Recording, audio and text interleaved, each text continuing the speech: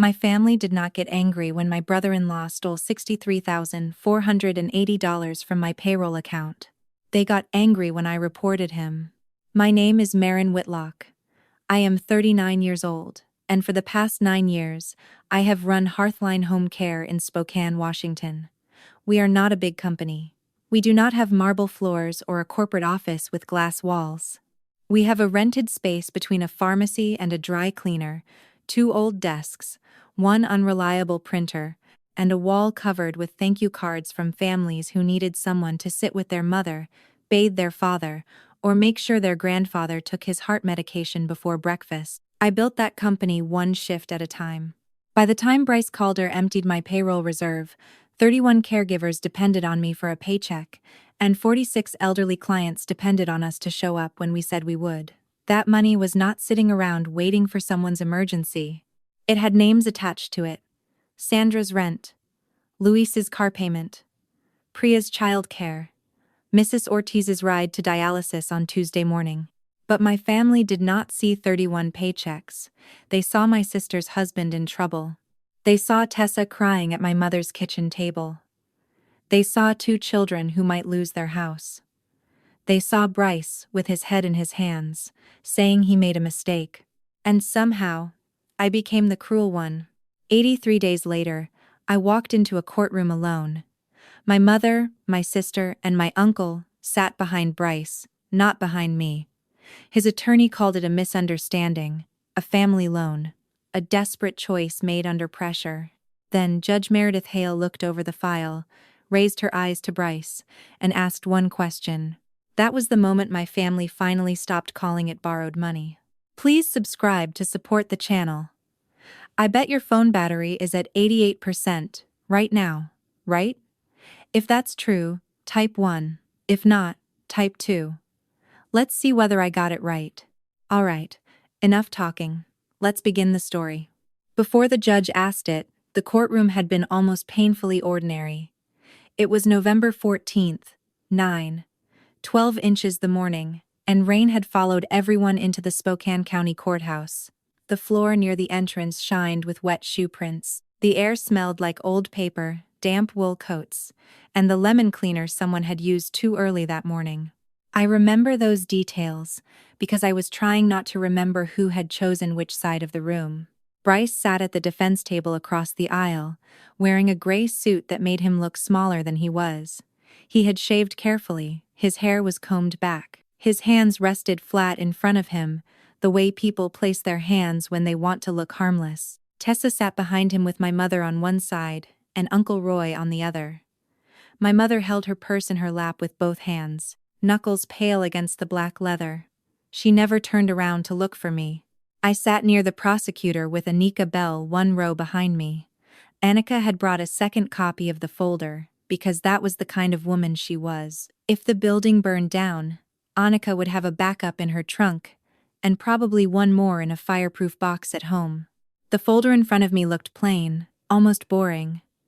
Beige cover, printed tabs, bank logs, access records, camera stills from the hallway outside my office, a payroll sheet with 31 names, a fake invoice, a recovered draft email that still made my stomach tighten whenever I saw the timestamp.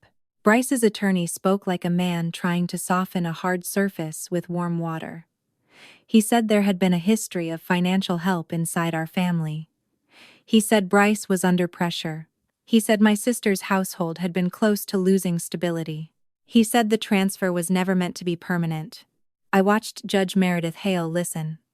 She did not interrupt. She did not perform outrage. She turned pages slowly, her reading glasses low on her nose, 1 finger resting beside the invoice, as if she had already found the center of the room, and was waiting for everyone else to catch up. Then she looked at Bryce. Mr. Calder, if this was a family loan, why did you create a fake vendor invoice 19 minutes before the transfer? Bryce opened his mouth. Nothing came out. For the first time since August, nobody in my family had an excuse ready. That silence in the courtroom did not start with Bryce. It started years earlier in my mother's kitchen, with my father sitting in a vinyl chair by the back window, trying to button a shirt his fingers no longer understood. His name was Daniel Whitlock, and before the stroke, he was the kind of man who could fix a garbage disposal with one hand and carry plywood under the other arm, like it weighed nothing. He worked maintenance at a hospital for 28 years. Then one Monday morning, he collapsed beside the water heater while changing a bulb over the laundry sink, and everything in our house began to move around what his body could no longer do. I was 30 then, working the front desk at a physical therapy clinic. Tessa had just gotten married. My mother was still working part-time at the library and pretending she was not exhausted. So, I became the schedule.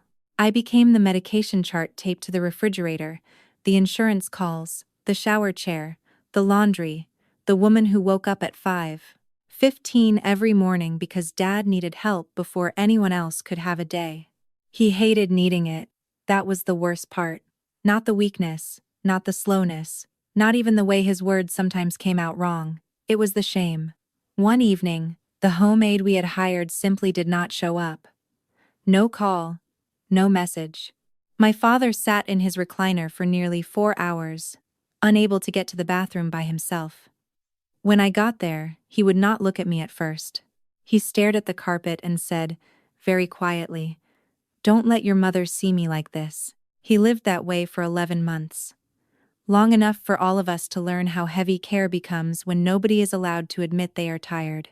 After he died, I could not stop thinking about how many people were sitting in chairs all over the city, waiting for someone who might not come. People who had worked their whole lives, raised children, paid taxes, buried spouses, and now had to hope a stranger remembered their name and arrived on time. That was how Hearthline began. Not with ambition, with anger, grief, and a promise I never said out loud. I used $18,600 in savings, sold my Subaru, and borrowed $42,000 from a credit union that almost told me no. My first office was one room with stained ceiling tiles. My first week, I had 3 caregivers, 5 clients, and a printer that jammed every other page. I built the company because no one should have to wait helplessly for basic dignity. That was what Bryce stole from. But my family never saw Hearthline that way. To them, it was proof that I was fine. If the office lights were on and the checks cleared, then Maren had it handled. That was how they described me. Like reliability was not a choice I made every morning, but a condition I was born with. My mother, Maren Whitlock, had a sentence she used whenever she needed me to absorb something no one else wanted to carry. "You're stronger than Tessa."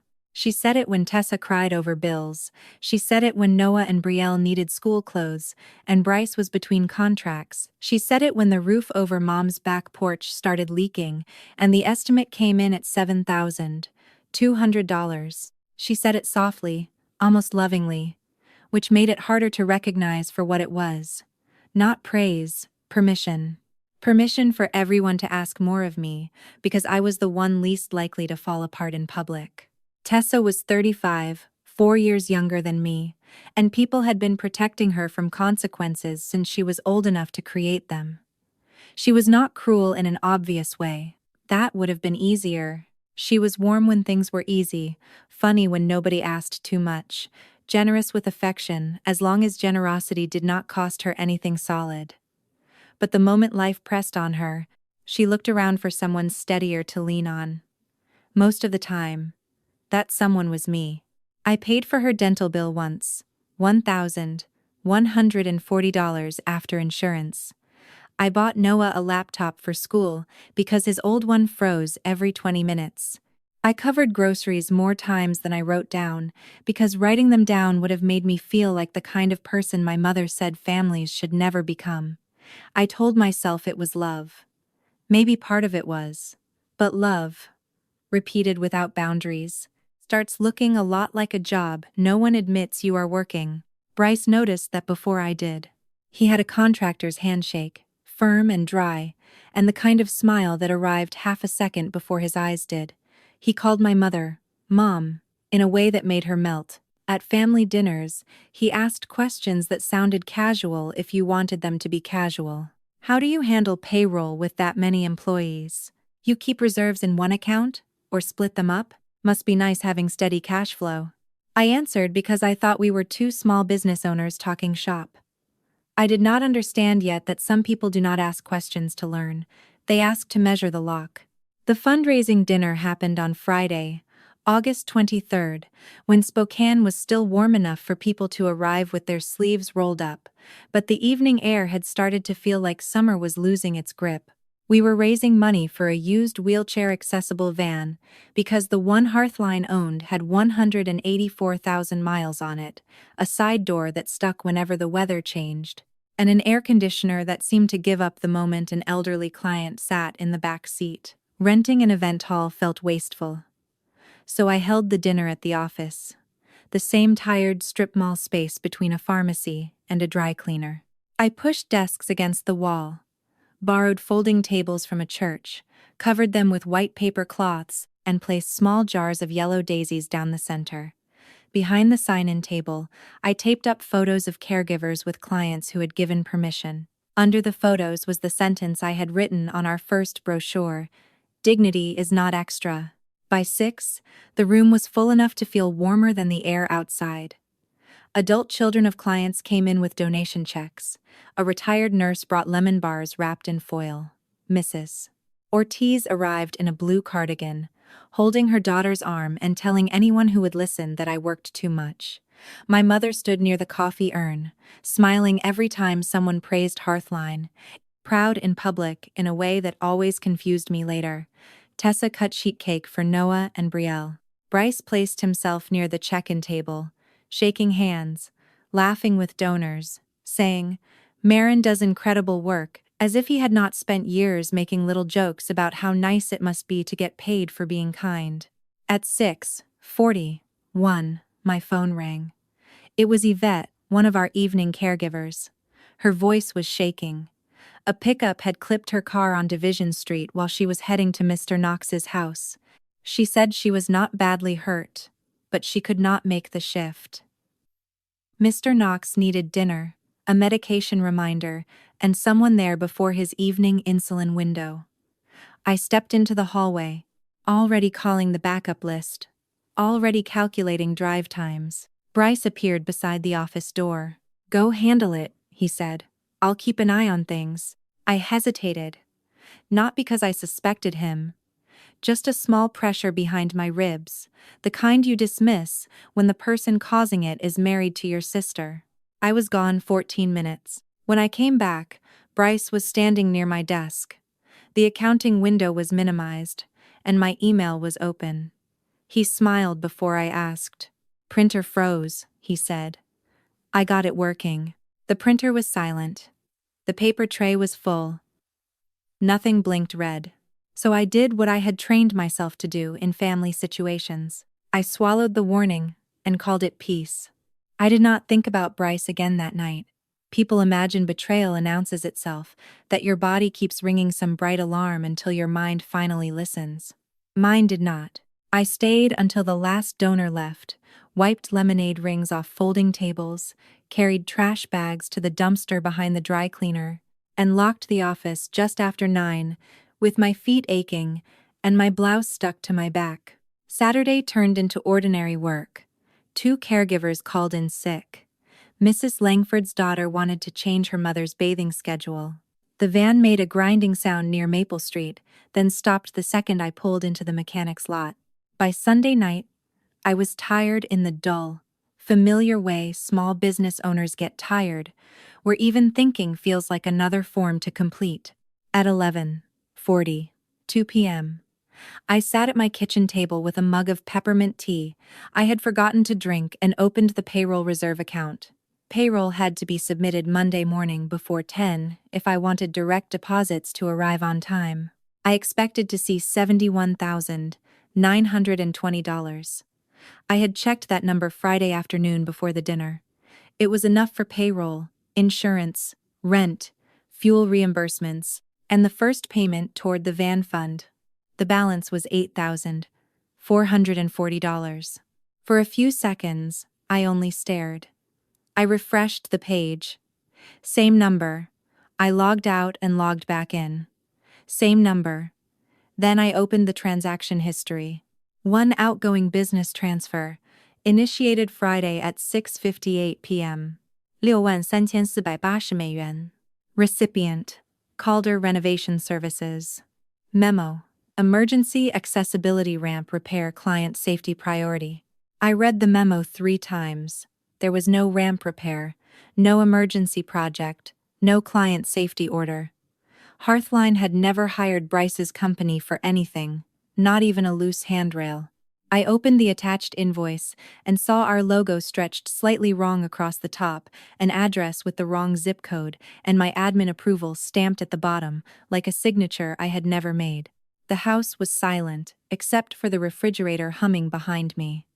I called the bank's after-hours number with one hand and wrote the transaction ID on the back of an envelope with the other. The representative told me the transfer had originated from an authorized office device using valid credentials. She could open a claim, but without a formal fraud report, the bank would treat it as a business-authorized transaction under review. When the call ended, I looked again at the balance, 8,440美元. 31 people were supposed to trust me by Friday. Bryce had left me with enough to disappoint all of them. I called Bryce at 7:06 Monday morning from the parking lot outside Hearthline, before I trusted myself to walk into the building.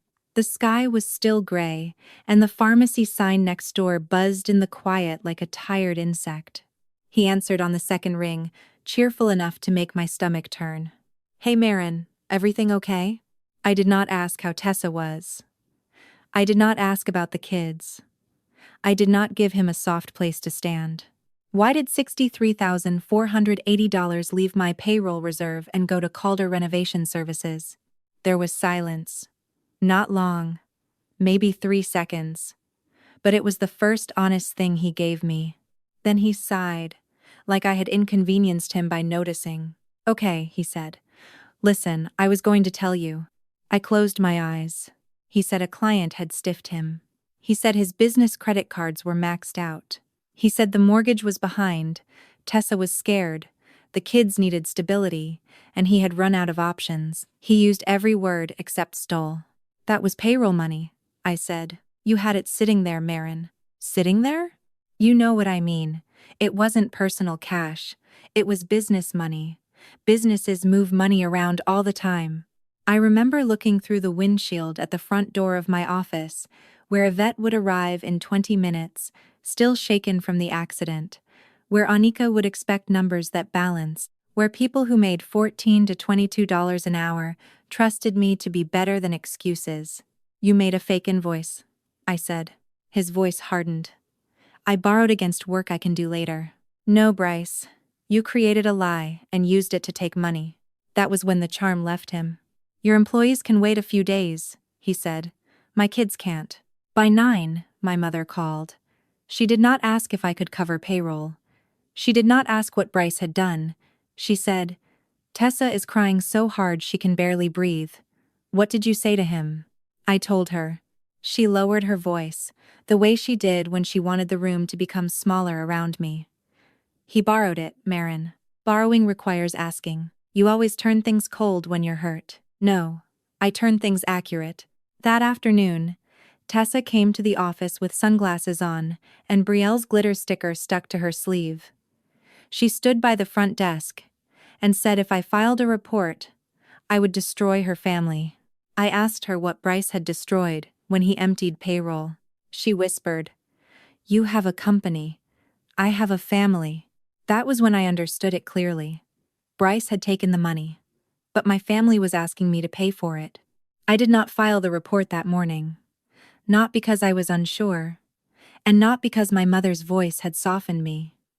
I waited because if I was going to do it, I wanted paper under every word. Anger could be dismissed. Panic could be questioned. Numbers, if you treated them properly, had a spine. At 7:18 that evening, Anika Bell let herself into the Hearthline office with a tote bag over one shoulder and her reading glasses hanging from a chain around her neck. She was 52, divorced, practical, and so allergic to financial nonsense that I had once seen her reject a receipt because someone had rounded up by 9 cents without writing why. She did not hug me when she came in. She set her laptop on my desk and said, "Show me everything." So I did. We pulled the accounting history first. The invoice had been created Friday at 6:39 p.m., 19 minutes before the transfer went out. It used my admin account, but whoever made it did not know our system well enough to make it clean. The client code was wrong. The zip code belonged to a neighborhood across town. The line item read, "Emergency Accessibility Ramp Repair," but there was no work order, no intake note, no signed approval from a family member, and no matching schedule entry. Anika leaned closer to the screen and tapped one polished fingernail beside the timestamp. "Real invoices have boring mistakes," she said. "Fake invoices have convenient ones." The next morning, I spoke with Calvin Pierce from the bank's fraud department. His voice had that careful flatness people use when they know every sentence might end up in a file.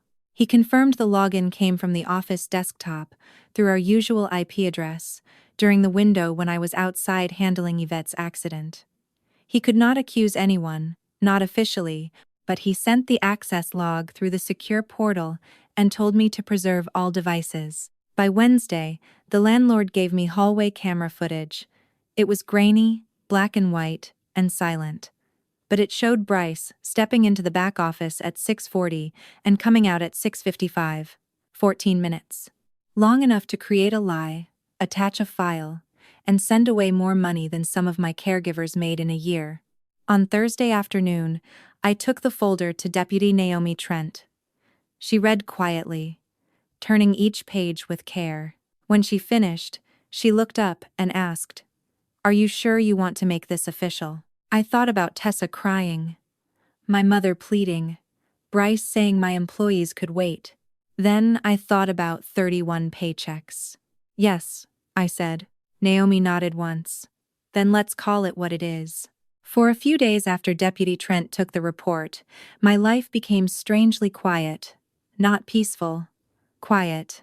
The kind of quiet that comes after a door has been closed and everyone on the other side is waiting to see if you will apologize for shutting it. My mother stopped calling. Tessa sent one text that said, "I hope you understand what you're doing," and then nothing. Bryce did not contact me at all, which should have felt like relief, but instead felt like a man holding his breath underwater. Anika kept working. That was the difference between family and payroll. Family could disappear into wounded silence. Payroll still had a deadline. 3 weeks after the transfer, Anika stayed late to review the email activity connected to the fake invoice. We had already given the police the main records, but she said she wanted to know whether Bryce had prepared anything before he walked into my office. I was in the supply closet, counting gloves when I heard her say my name, in a voice I had never heard from her before. Not loud. Not dramatic. Just careful. "Maren, come here." She was sitting at my desk, one hand resting beside the mouse, the other pressed flat against a printed page. On the screen was an archived draft from an old event account Tessa had used that night to help with donor receipts. It had never been sent, but autosave had kept it. Recipient, Bryce. Time, 6:30, 1 p.m., Friday. 8 minutes before the fake invoice was created. The message was only 12 words. "Don't take too much. If she misses payroll, she'll notice." I read it once and felt nothing. That scared me more than crying would have. Then I read it again, slower, letting each word find its place. Don't take too much. Not don't take it. Not stop. Not this is wrong. Just don't take enough for me to notice. Anika did not speak. She knew better. She printed the draft, placed it in a clear sleeve, and slid it toward me like evidence in a room where grief had no official category. Until that moment, I had still given Tessa a corner of innocence in my mind. I had pictured her frightened, manipulated, trapped by Bryce's panic and lies. Maybe that was true, too. But fear does not erase choice. She had known there would be money taken from my company. She had known payroll mattered. And instead of warning me, my sister had tried to help him steal carefully. I labeled the sleeve myself. Tessa knowledge before transfer. My hand did not shake until after I finished writing. The Sunday dinner was not an invitation. It was a summons with mashed potatoes. My mother called at 4 and said, "Come by tonight. We need to talk like a family." Her voice had that careful softness she used when she had already decided what the right answer was and only needed me to arrive so she could hand it to me. I almost said no. Then I looked at the red tabbed sleeve on my desk, the one with Tessa's 12 words inside, and realized silence would only give them room to keep calling this a misunderstanding. Mom's house smelled like roast chicken, green beans, and the lemon furniture polish she used before company came over. Except this was not company, this was a tribunal. Uncle Roy sat at the far end of the table with his arms folded. Bryce was beside Tessa, looking pale but composed, like a man trying on humility to see if it fit. Noah and Brielle were in the living room watching cartoons too loudly, the bright theme music leaking into the dining room every few seconds. I did not take off my coat. Mom noticed the folder under my arm and sighed before anyone said a word. "Maren," she said, "please don't bring paperwork to dinner. That depends on what dinner is for." Tessa looked down. Bryce stared at the wall behind me. Uncle Roy cleared his throat.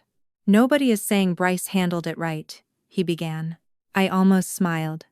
That sentence was always the front porch of an excuse. Roy continued, saying men under pressure make foolish choices, that court records follow a person, that children suffer when adults refuse to compromise. My mother nodded along, eyes wet before the speech even ended. Then she reached across the table like she wanted my hand, though she stopped short of touching me. "You've proved your point," she said. "Now withdraw the report." I opened the folder and placed one sheet on the table. Not the invoice, not Tessa's draft, not the bank logs, just payroll. 31 names, 31 amounts, 31 people who had shown up for work while my family debated whether stealing from them counted if the thief sat at Thanksgiving. "This is what you keep calling my money," I said. "Sandra's rent is on this page. Luis's car payment is on this page. Priya's childcare is on this page. Anika's mortgage is on this page. You are asking me to protect Bryce by making 31 other people absorb what he did." Bryce gave a short laugh. "You always know how to make yourself sound noble." I looked at him then. "No, I know how to make payroll. There is a difference." For once, nobody rescued him quickly. Even my mother looked at the paper. But after a moment, she whispered, "Family has to stand with family." I closed the folder. "Then I'll let the court decide what family gets to call theft." November 14th arrived with a cold rain that made the courthouse steps shine black under the morning lights. I got there early because I did not trust traffic, nerves, or my own need to sit in the car and breathe before walking inside. Anika came with me, carrying the second folder against her chest, like it was something fragile. Deputy Trent nodded when she saw me near the courtroom doors. Not warmly, not dramatically, just enough to remind me. I was not imagining what had happened. Bryce was already inside. He sat at the defense table in a gray suit, shoulders slightly rounded, looking less like a man who had taken $63,480 and more, like a man hoping the room would feel sorry for him before anyone read the documents. Behind him sat my mother, Tessa, and Uncle Roy. My mother looked smaller than she had at Sunday dinner.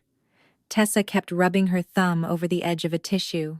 Roy did not look at me at all. The prosecutor laid it out without emotion. A transfer initiated from my office computer. A vendor invoice created 19 minutes before the money moved. A company owned by Bryce. No contract. No work order. No client ramp. No written permission. Then the money trail. Business debt, cash withdrawals, and a gambling platform that had nothing to do with accessibility, home care, or desperate fatherhood. Bryce's attorney stood and tried to make the facts sound softer. He said families help each other without paperwork. He said I had given money before. He said Bryce believed he had an understanding, or at least believed I would not object once he explained. He used words like pressure, confusion, temporary, and unfortunate. I watched Judge Meredith Hale listen. She did not interrupt him. She did not scold. She let him build the whole little house out of careful language. Then she looked at Bryce. "Mr. Calder, if this was a family loan, Why did you create a fake vendor invoice 19 minutes before the transfer? Bryce blinked. His attorney shifted beside him. The judge looked back down at the file. And why did that invoice describe an emergency ramp repair for a client who does not appear in Hearthline's records? Bryce swallowed. I was going to explain it later. That was not my question. The room went still in a way Sunday dinner never had. No one could cry over that question.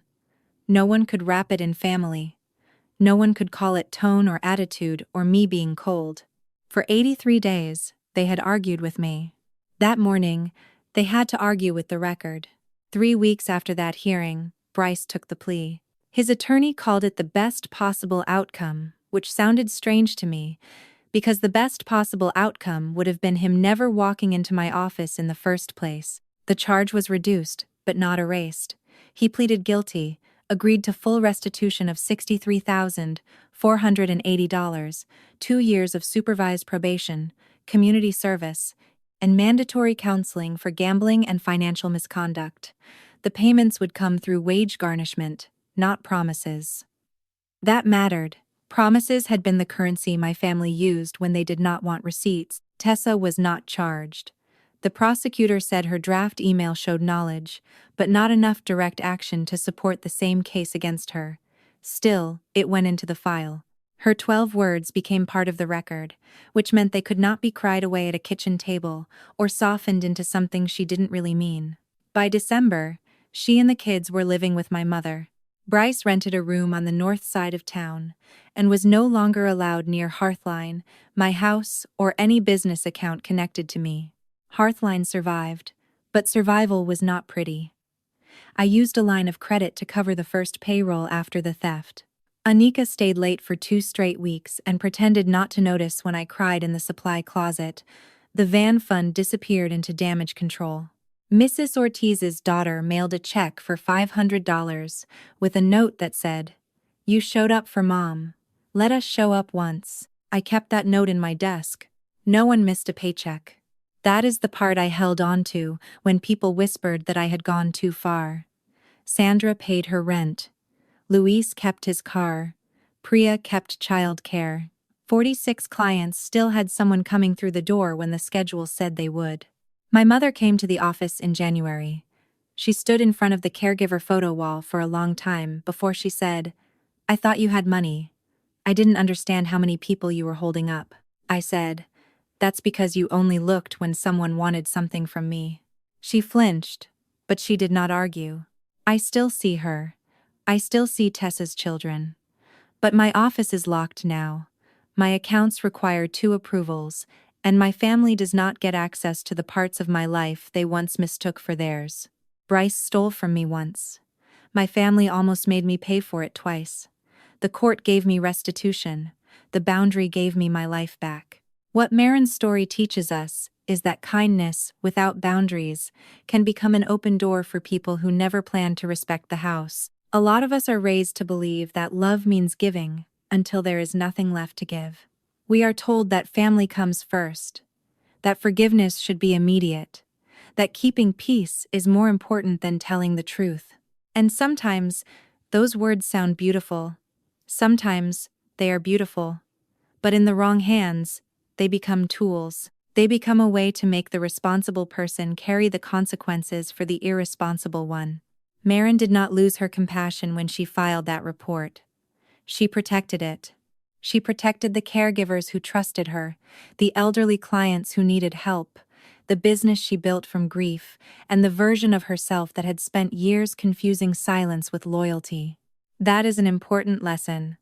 Standing up for yourself does not mean you stopped loving people. It means you finally included yourself in the list of people worth protecting. Family should never be a place where one person is always expected to bleed quietly so everyone else can feel comfortable. Real family does not ask you to cover up theft. Real love does not demand that you abandon your own stability to rescue someone from the consequences of their choices. Recovery does not always look dramatic. Sometimes it looks like changing passwords, locking office doors, requiring 2 approvals, saying no without explaining for 20 minutes, answering a guilt trip with 1 calm sentence. letting people be disappointed in the boundary instead of letting them destroy the life behind it. Maren did not become hard. She became clear. And clarity is sometimes the strongest form of healing. So, if this story touched something in you, ask yourself, where in your life have you been calling exhaustion love?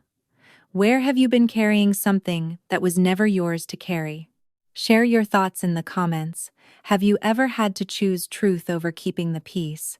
I'd really like to hear your story. And if this message meant something to you, please like, subscribe, and stay with us for more stories about betrayal, boundaries, healing, and the quiet strength it takes to protect what you built.